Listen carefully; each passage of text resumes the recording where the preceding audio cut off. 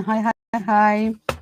So I'm so happy to be live here. This is my day and my time, as you know, 6:30 p.m. Paris time on Mondays and Fridays. I come to you to talk about various subjects and whatever comes into my mind and in my world on these days. So today I'm going to be talking about stories, the stories we create, the stories we write, and then the stories we live.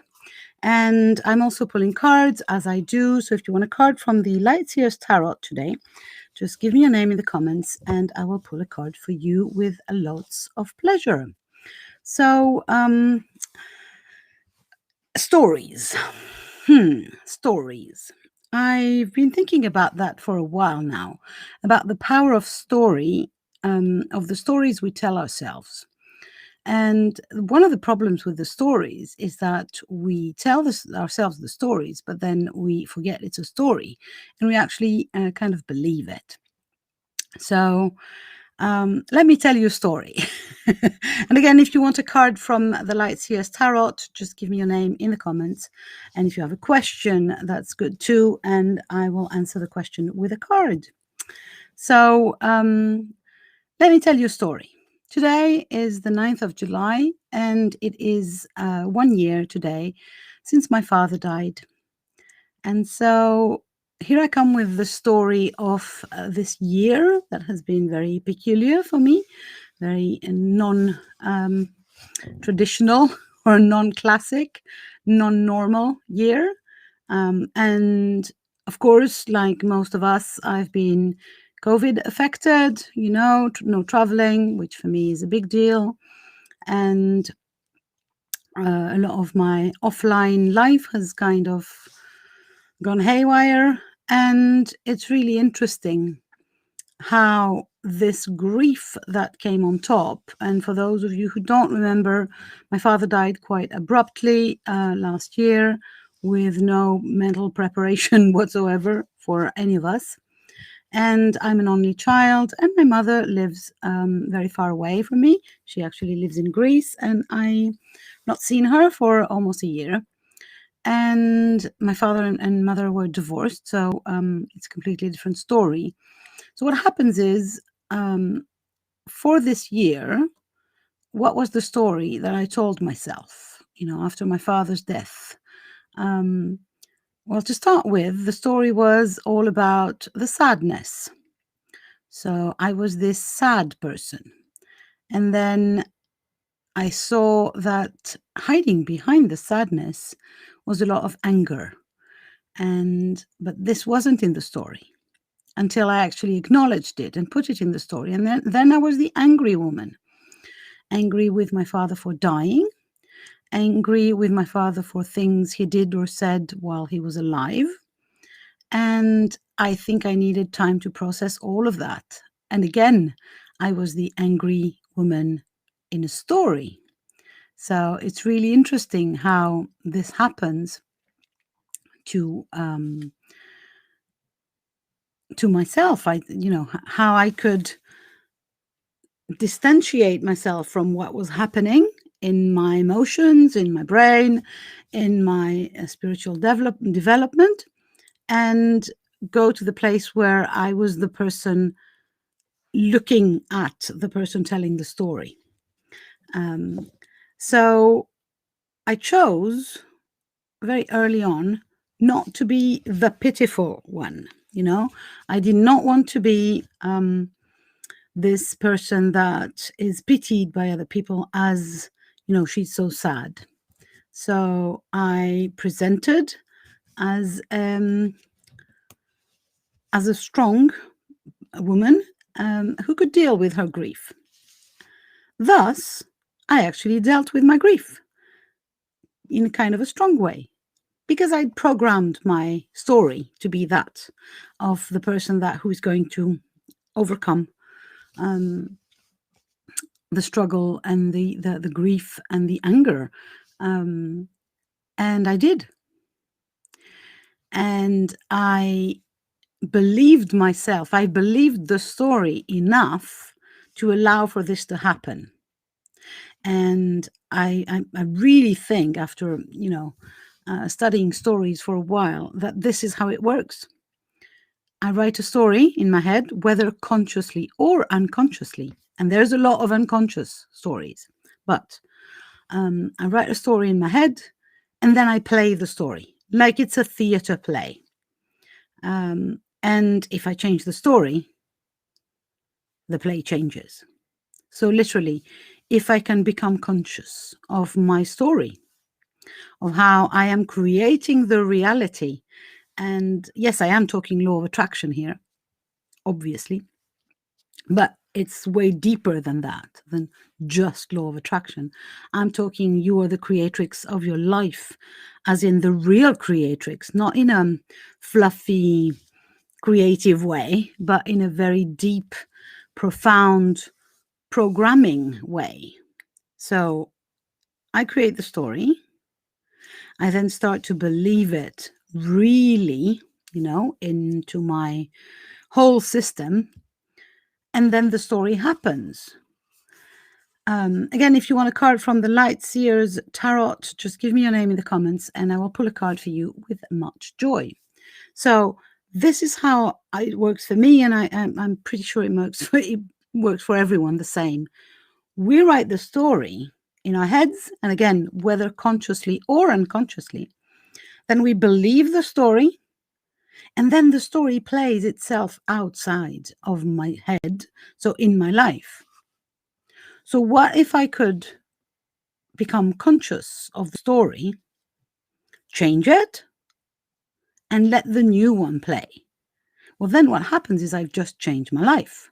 I've just literally gone from I was on that road to I took a left turn or right turn, sorry, and went in the other direction. And there are, once I started thinking about my life in this way, there is so much interesting stuff to uncover, and so many choices that could be made again or not. If you want to know more about this, there's a blog post on my blog. The last blog post is called "The Too Much Woman Discusses Stories," and it's roughly the same subject as this. And I am quoting the same example, which I'm going to tell you all about now. So one of the best examples I found in my life to explain what I mean with this story stuff is this. I was a smoker. I started smoking when I was 17 years old, and I smoked for 35 years. And I smoked regularly, like a whole pack of cigarettes for 35 years. Hi, Ronnie. And I was really, really into it.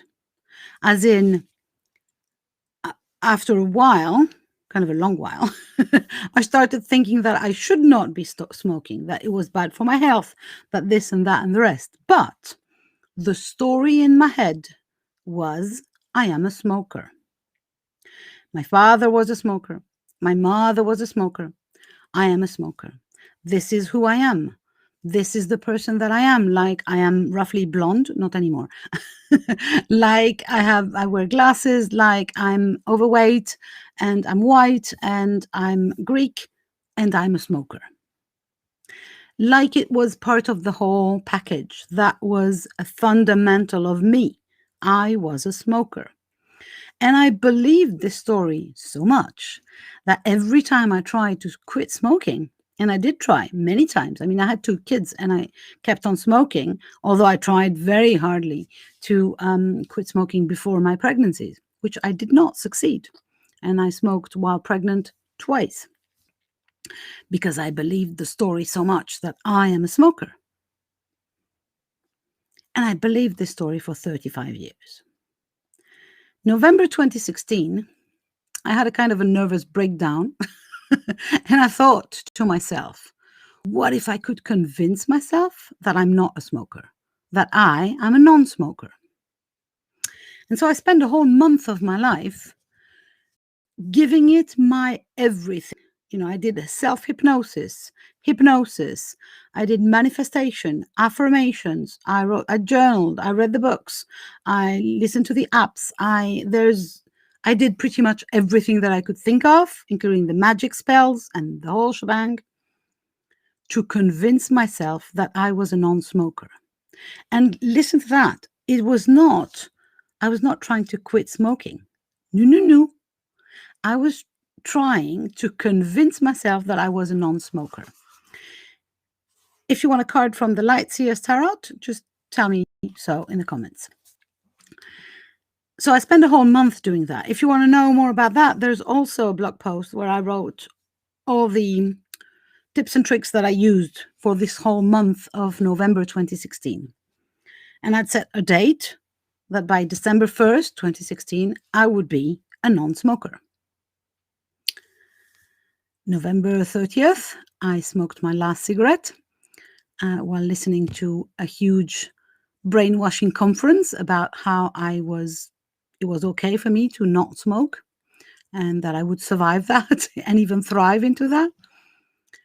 December 1st, 2016, I was a non-smoker. I had convinced myself that the story that I wanted to tell was different. The story was now, I am a non-smoker. Sure, I will pull a card in just a minute, Ronnie. And the story became, I am a non-smoker. Thus, I'm not smoking. What is incredible, even to myself, when I say it out loud, is what happens now. So now it's 4 years later, 2016. I'm so bad in math. 4 or 5 years later, whatever. And what happens now? Do I smoke? No. Will I ever smoke again? No. And you know what? Not because I don't crave cigarettes. I do. Because I was an addict for 35 years, and addiction is something that you just don't get rid of. It's an everyday choice not to smoke. But listen to how it goes. The thing plays in my head, and you will laugh with me. After a meal, when, there's company, we've had fun. In France, we drink coffee after a lunch, for instance, big lunch with family, friends, blah, blah, blah. Everybody's talking. Coffee, then everybody who smokes, and in French, there's a lot of people who smoke, grabs their cigarettes. Here's what goes on in my head. Oh, I'd love a cigarette. Yeah, I love the smell of cigarettes. That's good. Yeah. Tough, I can't smoke. Why? Well, I can't smoke. I'm a non-smoker.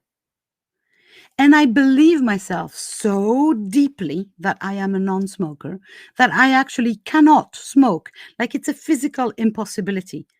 So much I have managed to believe that I am a non-smoker. So the story has just literally reversed, right? That to me is a very, very profound example of how much the stories we tell ourselves create the reality we live in. And today I tell the story that I'm a non-smoker and that I can't smoke. Albeit I want it, or it feels nice, but I can't. I'm a non-smoker. It's like, I can't be black because I'm white, so I can't smoke because I'm a non-smoker. And to me, it still amazes me that I actually believe this.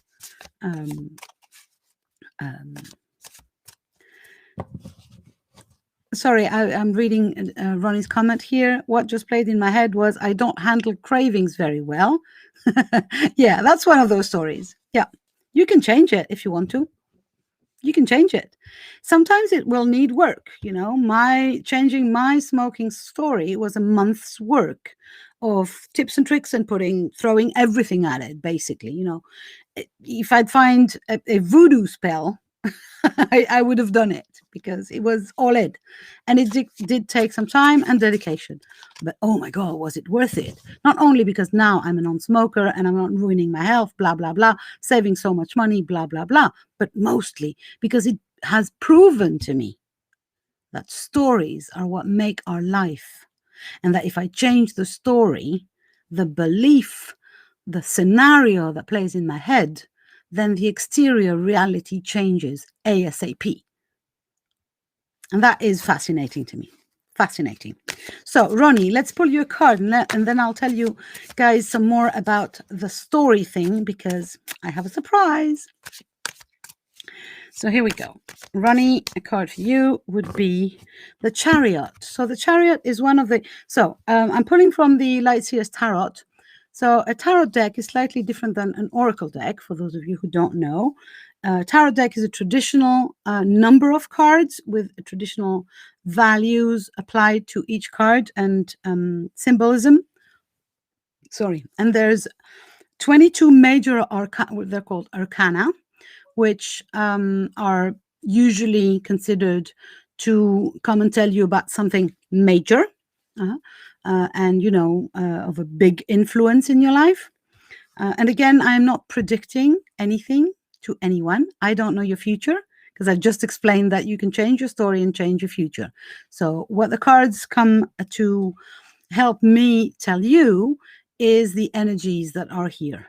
What is at play and what can you harness in which direction to go where? So we have the major arcana, and there's 22 of them. And then we have the minor arcana, and there's 4 suits in there. The cups, the pentacles, the wands, and the swords.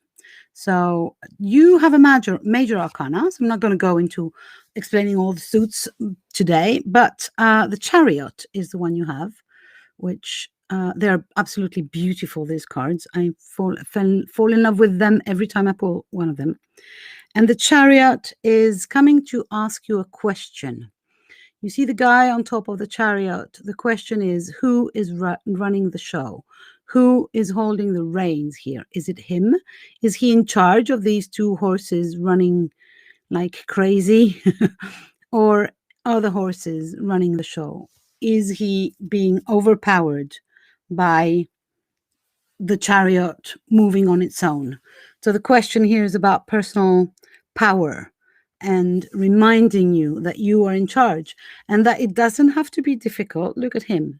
I think he is in charge, but you don't see him holding the reins or, you know, putting strength or energy into that. It's just a given fact that just by sitting on top of the Chariot, he gives the direction, right? And the horses follow his lead. And we have a dark horse and a light horse, and a white horse. And so those 2 are symbolizing the shadow and the light of our personalities and the things at play. And again, we are a separate entity of those 2. We are this guy. You are this guy, not either of the horses. And you are in charge of the thing, of your life, of your choices, and of your handling your cravings, you know. Change the story and handle them nicely. I'm going to go and read in the booklet if I'm missing some information. What I like about the Chariot too is that it's number 7. So number 7 is a magic number. Yes, 7 dwarves, 7 days of the week, 7 Pleiades, and so it's a number of completion. The end of 7 days, the week ends, and so the Chariot also comes to tell you that something is finished and something else can begin.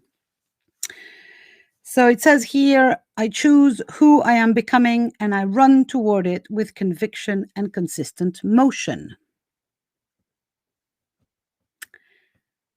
I choose who I am becoming and I run toward it with conviction and consistent motion. Isn't that beautiful? Yes, you are neither of the horses. Exactly. You're the guy who's in charge of, or the person, not the guy. So I hope that makes sense. I love the Chariot.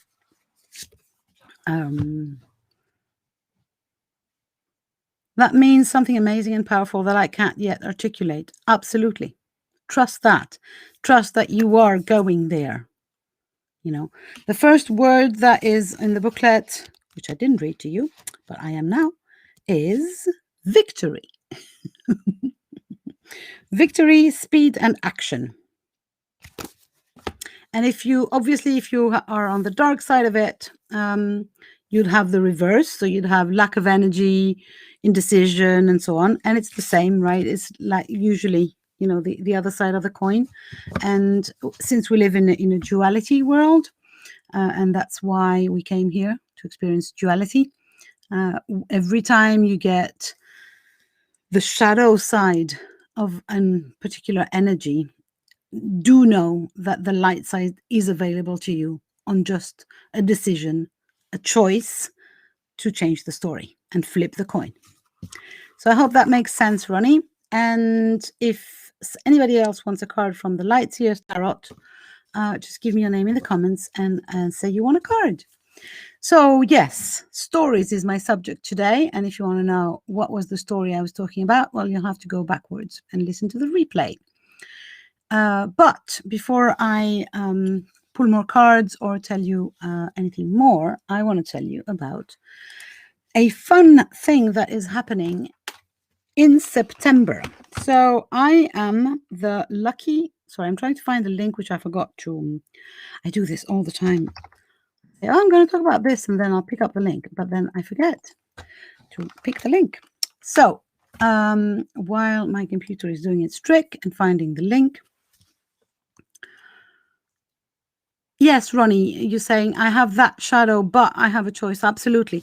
It's even more than that. It's when you have the shadow, the light is automatically there for you.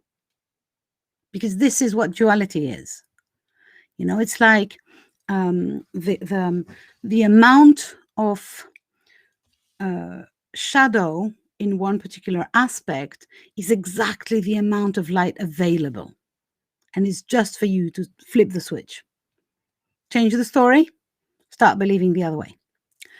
So in September, I am lucky enough to be a member, a speaker at a summit that is all about stories. So it's a free summit, and I would like to invite you, all of you, to come and join me and 12 other speakers. And we are all going to tell you stories and how these stories led us where we are in life and in business. So it's 13 amazing business women, including me. And we will be talking over 3 days about, so there's going to be individual talks with each of us going through her story and how this story has led her to who she is now, whether in life or in business. And then there is going to be 2 panels with several speakers, and we're going to share about our stories and what we think of the other stories and things like that. The summit is called Women Lighting the Way. I am really very honored to be in there. I am also very honored to be one of the organizers or hosts with my bestie Chris Wallace. And we are even more honored. 12 of us are really, really honored to have the incredible Joanna Hunter as a keynote speaker. And we are so honored that she agreed to tell us a story about her life and how her story brought her where she is now in her $1 million year. I can't believe it. So Ronnie's saying, I signed for the summit. The talks are all while you're in bed. LOL. Will there be recorded to play all day for the people who signed up free? Yes, we've decided, because this is not a money thing. We don't need the money. We do always. Sorry. Let me course correct that. Yes, we always want the money. But because, you know, money is such a powerful thing to change the world. So every one of us, every one of us, the good people, should have more money. That's my belief. But the summit is not, the first aim of the summit is not to make money. So we have decided that the talks, will be available for a whole week for free after after they are given. So until the next Sunday, all of the talks will be available for free. Then, if you want to download them, keep them in your little computer and listen to them again and again, you can buy the summit for $39, out of which once the costs of the summit are paid, we will give money to Kiva. When we are very excited also that some people already agreed to pay for the summit so that we can donate some money to Kiva. Let me go in and tell you a little bit about Kiva, because I love Kiva. So Kiva, Kava. Sorry, here's the summit link if you want to join, and you're absolutely welcome. If you want a card and you're listening from the Lights Healers Tarot, just give me a name in the comments and I'll pull a card for you. So if you want to join the summit, just click on the link. If you can't see the link, it means I'll have to come and put it in just after I'm finished talking, because Facebook is not allowing me to post, annoyingly, from the platform where I am. So what was I saying? Kiva. Yeah, so if we have some paying people for the summit, then we will give money to Kiva. And this is what Kiva is. Kiva is an organization that is giving, I don't know, I think it's kiva.org. I'm not sure. Let me see if I can find the link for that. So Kiva is an organization that lends money. And that is, for me, the most important thing. Their slogan is loans that change lives. So they do not give money. They lend money, or they loan money to people who are usually not bankable. So they are not, no bank would give them money as a credit. I mean, not give, lend, they are not credit. Their credit score is bad. They come from countries underdeveloped, or from the US of A, or from all over the world, but just their credit score is crap. And so they do what is called microcredit, Kiva. They lend little sums of money to people who are not, who banks would not give money to. But the amazing thing for me is that the people that are receiving the money, it is not a gift. They are paying it back. And they're most of the time paying interests. So it's like a credit organism, but it works for people who cannot have access to a credit organization. So that means, I don't know, I lent some money to this woman who wanted to buy some threads because she's a seamstress in Venezuela, and she has some material, but she needs some thread so as to be able to sew some dresses and go and sell them on the market. And I feel so happy, that I contributed from the middle of France to this woman. And you can know who you lend to, and then she will pay me back, because it's good business for her. She will sell the dresses, she will pay me back. And the amazing thing is that with the money that I get back, I can lend it again. So when you give $50 to a charity, you've lost $50, right? And somebody has gained $50, which is amazing. I personally gave $50 to Kiva 4 years ago, but I have to the day today lend $500 because the money comes back. I lend it again and again and again. So it's a never-ending story of more people being helped with one little start, with only $50. And you can start as low as $25, and I love them. And you can choose who you give to, why you want to give to this or that person. So, sorry, I'm just confused here. I can't say enough good things about Kiva. I love them to bits. And if the summit, if there are some people who pay for the summit, the money will go to Kiva once the expenses of the actual summit are paid, because this is not. The summit was not meant as a profit thing. It was meant as a sharing thing. So again, the summit is called Women Lighting the Way. Free. The talks will be available for a whole week for free for a whole week if you sign up. It wasn't clear on the first sign-up forms. Now it is. I've changed everything. I went back in there. And so I'm really, really excited to be doing this with 12 other amazing women. And yeah, we're really excited. If you're interested in this summit, there's also a Facebook group called Women Lighting the Way. The group is already open and you can join in there, and we share. Every speaker shares, takes it in turns every week. We talk about who we are, what we do. This week we've had the amazing Anita Marshall talk about soul plan and soul alignment. That was awesome. And every week you're going to go and meet another one of the speakers, and you get some freebies, some surprises. There's also a little trick that I want to mention. If you share the summit and you actually bring in 10 people, if you refer 10 people who actually commit to registering to the summit for free, you get a freebie. You get a special gift from each and every one of the speakers. You get a PDF that we have composed with one page from each speaker to accompany your summit experience, and even follow up on it if you wish.